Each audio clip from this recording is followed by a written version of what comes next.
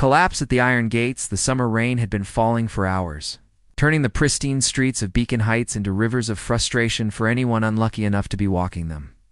Celeste Romano pulled her thin cardigan tighter around her shoulders, her sneakers squelching against the wet pavement as she hurried down Billionaire's Row. The irony wasn't lost on her 18 months ago. She would have been driving down this very street in her father's Bentley. It's probably complaining about having to attend another boring charity gala. Now she was just trying to make it home before the buses stopped running. Miss Romano, I'm sorry, but we're going to have to let you go. The words still echoed in her head, spoken by Mrs. Patterson, the head housekeeper at the Morrison estate. 3 strikes, 3 jobs lost in 2 months. The Pattersons had been kind enough, but when their regular housekeeper returned from medical leave, the Desta simply wasn't room for Celeste's inexperienced hands and her tendency to break expensive things. Her phone buzzed with a text from her mother. "How did the shift go, sweetheart?" Celeste couldn't bring herself to respond. Not yet. Not until she figured out what she was going to tell her. The small apartment they shared in the city's working district was already straining their limited savings, and her mother's part-time work at the local library barely covered their basic expenses. The medical bills from her father's final months still arrived monthly, each envelope a reminder of how quickly everything had fallen apart. She paused at the corner of Elmwood and Fifth, recognizing the towering iron gates ahead. The Cross Estate, even among the mansions of Beacon Heights, it stood apart, a fortress of glass and steel that seemed to reject the very idea of warmth. She'd heard whispers about Damon Cross at the country club, back when her family still belonged. Tech genius, turned corporate shark.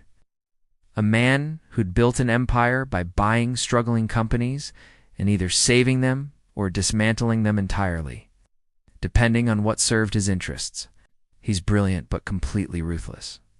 She remembered her father saying once, the kind of man who sees everything as a transaction. Thunder rumbled overhead, and Celeste quickened her pace.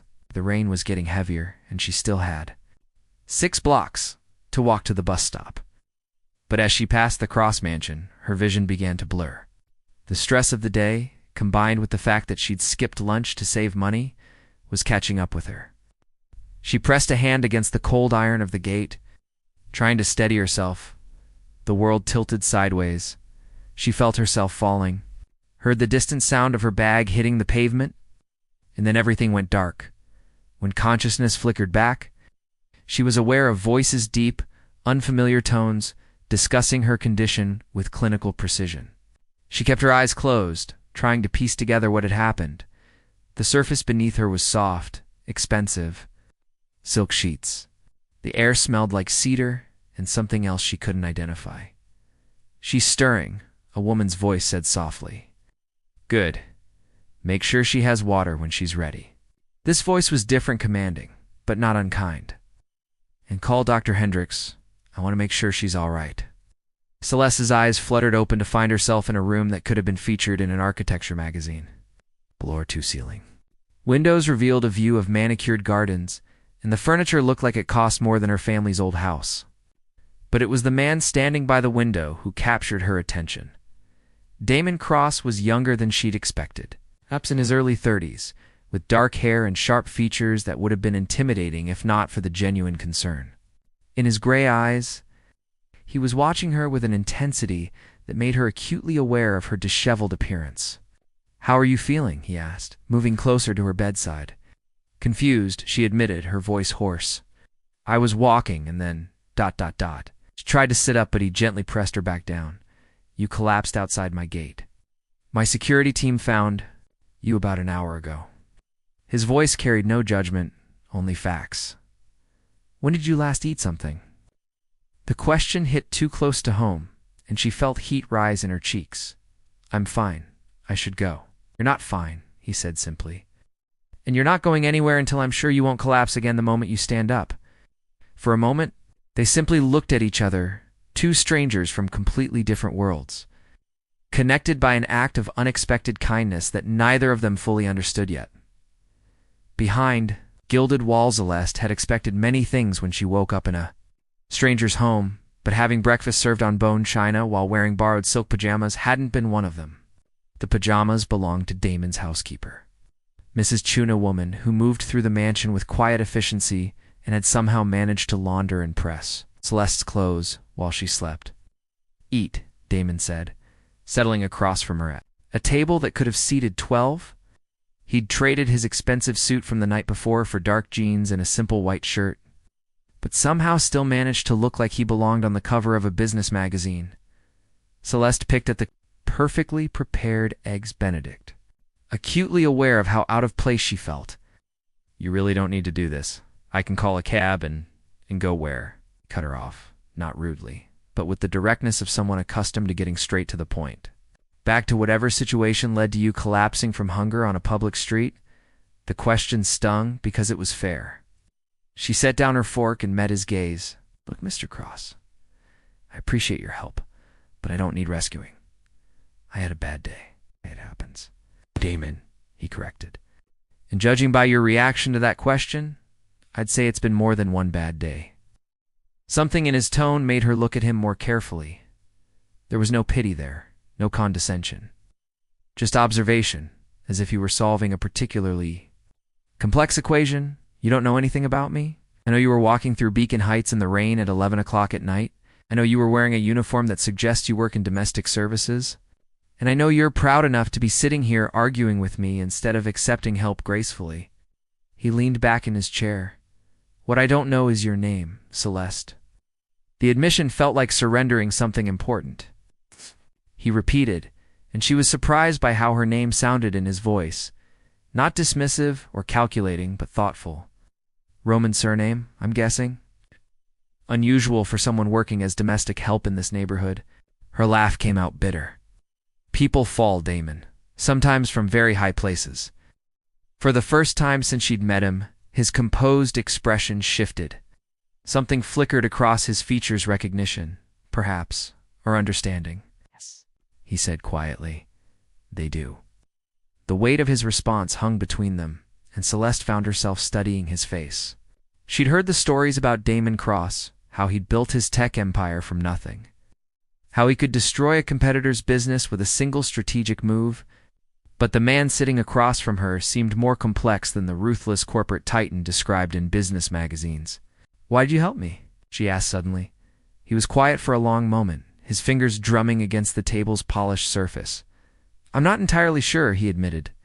"When my security chief called to tell me someone had collapsed at the gate, my first instinct was to have them call an ambulance and be done with it. But when I saw you," he trailed off, shaking his head, "I haven't brought anyone into this house in over 3 years. 3 years. Celeste couldn't hide her surprise. "What about friends? Family?" "I don't have friends," he said matter-of-factly. "And my family. ... He gestured vaguely. "Let's just say we have different definitions of loyalty." There was something in his voice that resonated with her own recent experiences. "Money changes people," she said softly. "Having it, losing it, both can show you who people really are." "Exactly." His gray eyes sharpened with interest. "You sound like you speak from experience." Celeste felt a familiar tightness in her chest that came whenever she thought about her old life.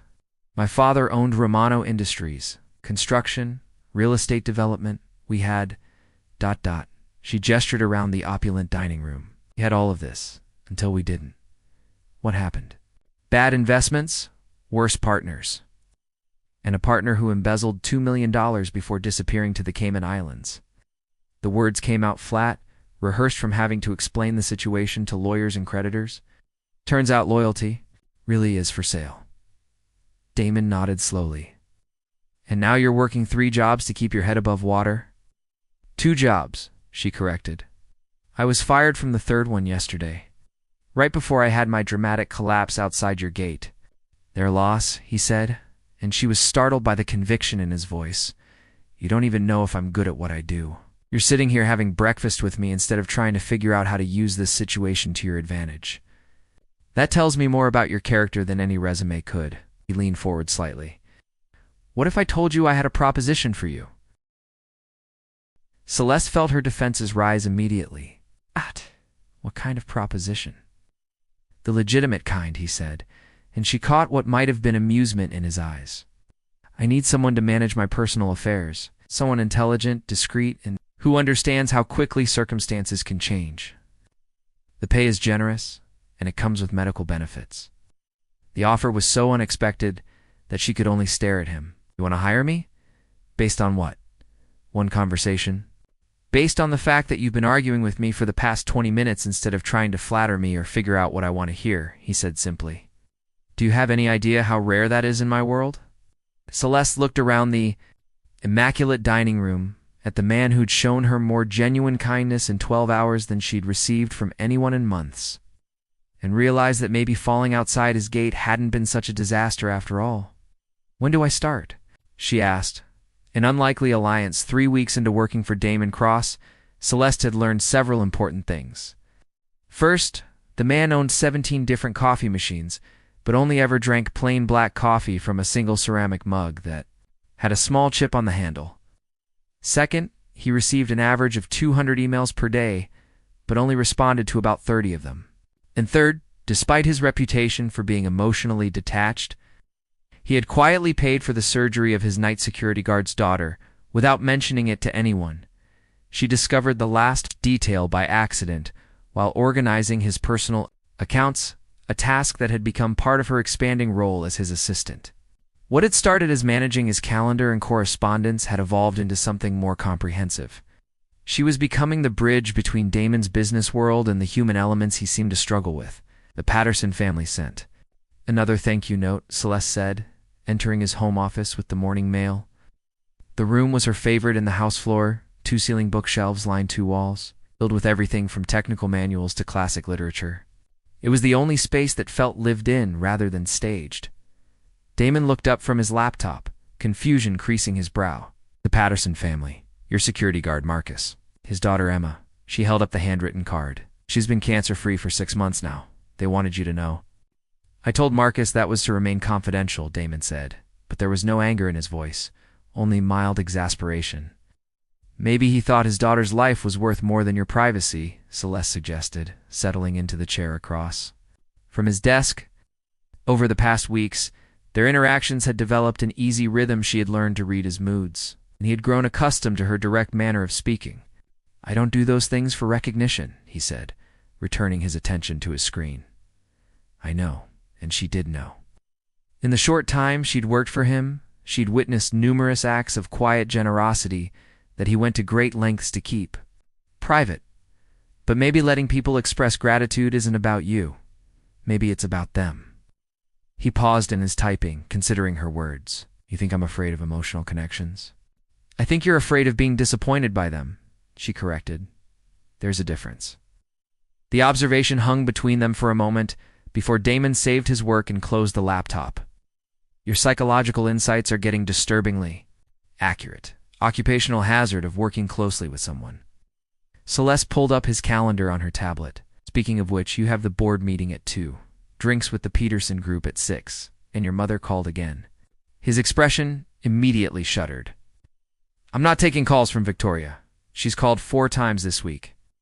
She sounds like she wants something, Damon cut her off. She always does. Celeste had never met Victoria Cross, but she'd spoken to her enough times to recognize genuine concern beneath the woman's polished exterior.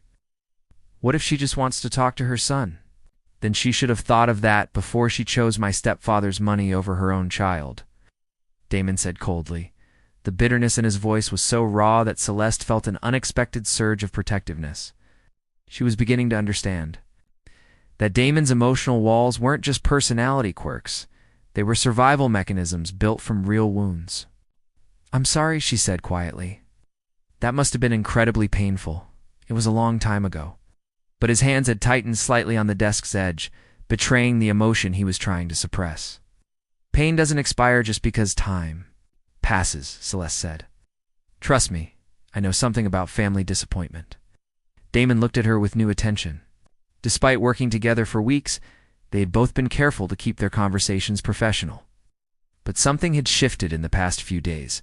This growing awareness that their partnership was becoming something more personal. Your family blamed you for the business collapse, he said. Wasn't a question. Not exactly blamed. They certainly made it clear that my inability to marry well was a contributing factor to our financial difficulties. She kept her tone light, but Damon was learning to read her tells just as well as she read his. They wanted you to marry for money. My father had several business associates with sons who were good matches, she said with air quotes. Men who could have provided strategic alliances or financial backing.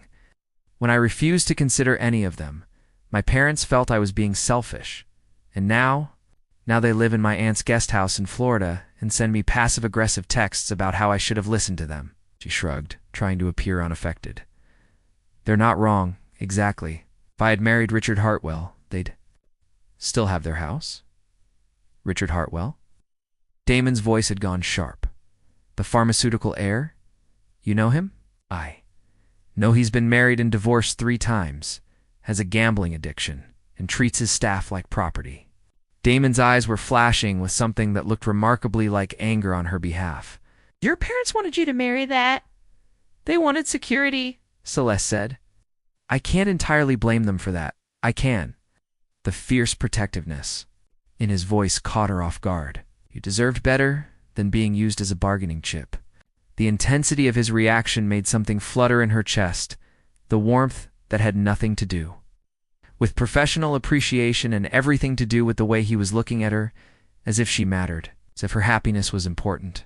To him, Damon, she began, but he had already stood up, putting distance between them. I should prepare for the board meeting, he said, his professional mask sliding back into place.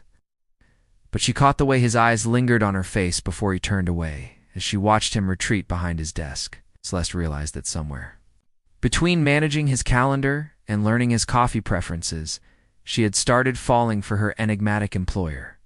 And judging by the way he kept finding excuses to spend time with her, the feeling might not be entirely one-sided. The thought both thrilled and terrified her, because falling for Damon Cross would be the biggest risk she had ever taken, and she wasn't sure either of their hearts could survive another devastating loss. When worlds collide, the photograph appeared on the front page of the Beacon Heights Society Register on a Tuesday morning. And by noon, Celeste's phone hadn't stopped ringing. The image showed her and Damon leaving Giovanni's, the city's most exclusive restaurant. After what had been intended as a quiet business dinner to discuss the upcoming charity auction he was hosting, in the photo, his hand was on the small of her back as he guided her toward, his car a gesture that looked intimate rather than professional. The headline read, "The tech mogul's mysterious new romance from rags to riches. Going to sue them," Damon said, pacing his office like a caged tiger. He'd been in meetings all morning dealing with the fallout, and his usual composure was showing significant cracks. For what? Taking a picture of us in public? Celeste sat curled in the leather chair by his window, trying to process the dozens of messages she'd received from people she hadn't heard from in months. Old friends, former classmates, even her parents, saw suddenly very interested in her. Life again. The invasive speculation about your background, for starters. He gestured angrily at the newspaper on his desk. They make it sound like you're some kind of gold digger who manipulated her way into my life, aren't I? The question came out quieter than she'd intended. Damon stopped pacing and turned to face her. What? Think about it objectively, Celeste said, unable to meet his eyes. Former socialite loses everything. Conveniently faints outside the richest man in the city's house. Gets hired as his assistant. And 6 weeks later, they're having romantic dinners at Giovanni's. It's exactly the kind of story people expect. We're discussing the auction logistics, Damon said, but his voice had lost some of its conviction. Were we? Celeste finally looked at him. Because I remember spending most of dinner talking about your college years and why you chose technology over the family law firm. That's not exactly business conversation. The silence stretched between them, filled with all the things they'd been carefully not acknowledging for weeks. The way their hands brushed when he passed her documents. The lingering looks across the dinner table at his house. The fact that their professional relationship had evolved into something that felt dangerously close to courtship. Celeste, Damon said carefully, "What exactly are you saying?" Before she could answer, Mrs. Chen knocked on the office door. "Mr. Cross, there are some people here to see Miss Romano." Celeste's stomach dropped. Through the office's glass doors, she could see 2 familiar figures in the reception area, her parents, dressed in their best clothes and wearing the kind of bright, artificial smiles she remembered from their social climbing days. "Oh God," she whispered. "You want me to have security escort them out?" Damon asked, noting her reaction. "No, She stood up, smoothing her dress. "I should talk. To them, get this over with." The reunion in the reception area was as awkward as she'd expected. Her mother, Patricia Romano, embraced her with theatrical warmth, while her father, Vincent, assessed Damon with the calculating look of a man evaluating a business opportunity. "Celeste, darling, you look wonderful," Patricia gushed. Nice. "As soon as we saw the news, we wanted to meet this gentleman who's captured your heart." "Mom, it's not Mr. Cross," Vincent interrupted, extending his hand with practiced charm. "Vincent Romano. I believe you knew my company, Romano Industries, before our unfortunate circumstances." Damon shook the offered hand with polite coolness. "I'm familiar with it. Perhaps we could discuss some investment opportunities," Vincent continued, apparently oblivious to Damon's lack of enthusiasm. "I have several projects that might interest a man of your vision." "Dad, please," Celeste said, mortification burning her cheeks. "What?" "I'm simply exploring possibilities," Vincent said with injured innocence. "Surely Mr. Cross understands the value of family connections." The calculated nature of her parents' visit was becoming painfully clear. They hadn't come out of concern. For her, they'd come because they saw Damon as a potential solution to their financial problems, just as they'd once tried to use her as a commodity to save the family business. They were now hoping to leverage her relationship with him, I think. "You should leave," Celeste said quietly. "Sweetheart, don't be dramatic," Patricia chided. "We're just excited to meet the man who's made you so happy." "Happy." Celeste's voice rose, despite her efforts to remain calm. "You haven't called me in 3 months except to ask for money. You didn't even congratulate me when I got this job. But now that you think there might be something in it for you, suddenly you're interested in my happiness." "That's not fair," Vincent protested. "You've always wanted what's best for you." "No, you've always wanted what's best for you," Celeste shot back. "And now you're doing exactly what you did with Richard Hartwell, trying to use me to solve your problems." The comparison hit its mark.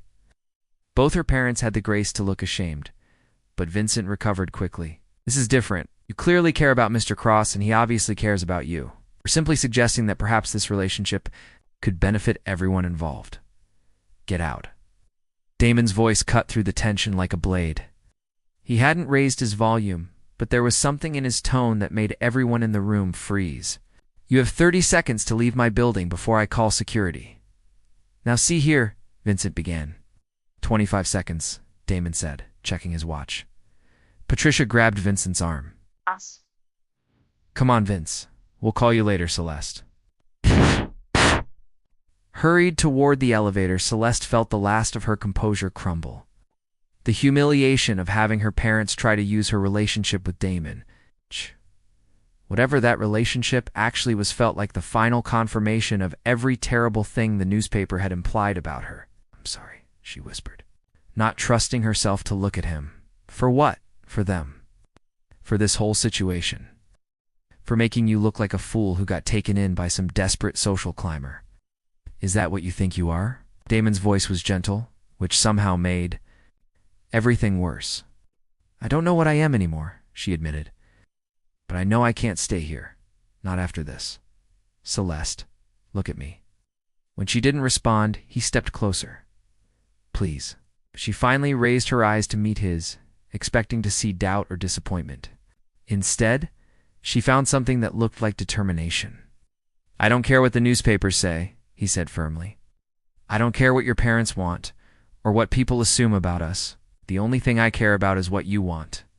What I want." She laughed bitterly. "What I want is impossible. Try me." The words hung between them, an invitation and a challenge. And for the first time since the photograph had appeared, Celeste allowed herself to consider the possibility that maybe she wasn't the only one whose feelings had evolved beyond the boundaries of a professional relationship.